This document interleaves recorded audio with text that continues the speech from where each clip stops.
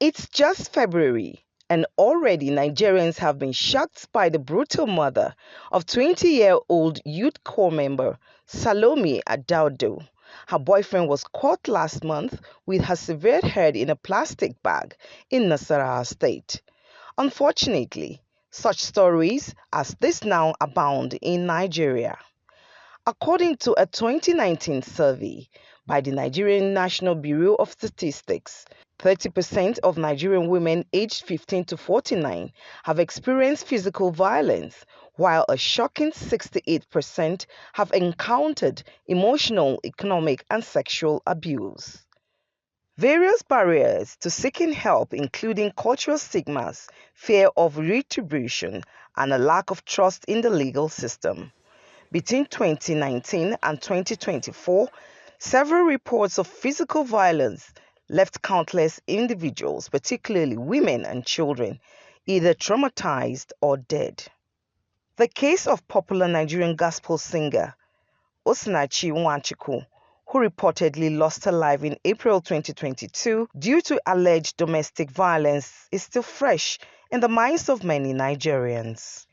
Recently, the Lagos State High Court in Ikeja convicted and sentenced a man, Akinwale Akinlabi, to 12 years imprisonment for killing his wife, Cecilia Tope Akinlabi. Concerning the Lagos incident, the prosecution's first witness, identified as Inspector Jummai Udondua, told the court that before her death, the deceased reported her husband to the police for domestic violence following a heated argument over 100 naira demanded by her husband. Some of the cases recorded in January 2025 are highly worrisome and arousing the curiosity of Nigerians.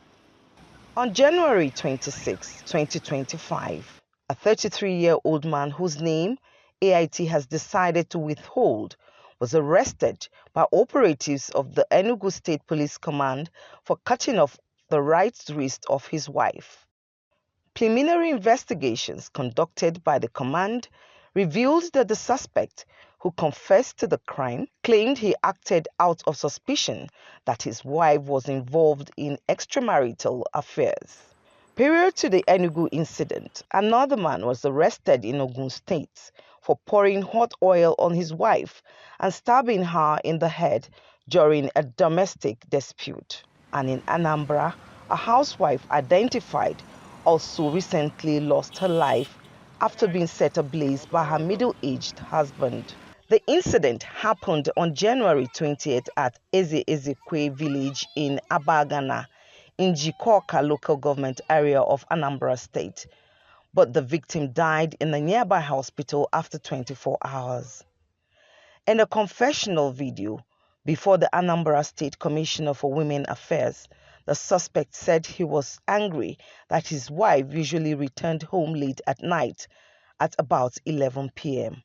At this point, one must make the point that even if women make up the greater percentage of victims of gender-based violence and or domestic abuse, men and children are also often victims. Recently, social media has been awash with videos of women maltreating their house helps.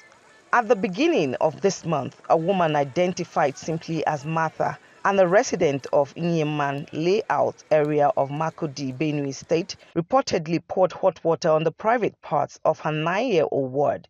The boy, who was brought from the village, was also denied access to a medical facility for treatment as the suspect kept him hidden in her room to avoid detection. Generally, when the issue of gender violence is talked about or is mentioned, what comes to mind is men beating women.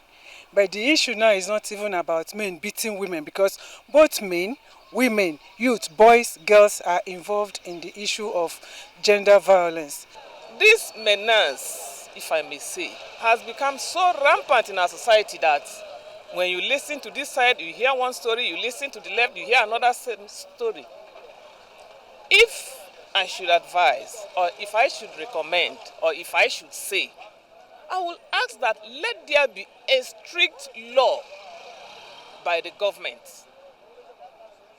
backed up with the activities of the non-governmental organizations, charity organizations, to make sure that these rules must be abided by. That anybody that is found in this kind of act, look at the punishment that the person is going to face and no compromise. You know, in Nigeria, we have a kind of behavior towards going to court. If people are made to understand that court is not bringing enmity into any relationship, but to making sure that people obey the law, if people can freely report issues of gender violence to the court, and the court is giving it the speed to dispense with that, and then the culprit is punished according to the provisions of the law, you can be sure that gender-based violence can be curbed.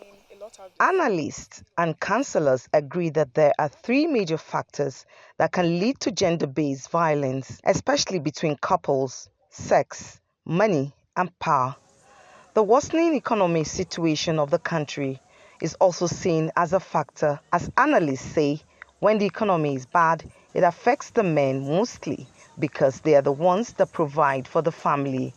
And when these efforts fail to yield positive results, frustration will gradually set in. And when a man is frustrated, most times the wife suffers it, with the wife to having the capacity of transferring it to the children. Undiagnosed mental health issues have also been pointed out as a major cause of GBV and DV, and these involve not only physical violence but mental and emotional abuse as well. Experts also believe that many other cases also go unreported, as many victims have little or no trust in the police or judicial system. Experts believe that it will take concerted efforts from the government and the people to put an end to this surge.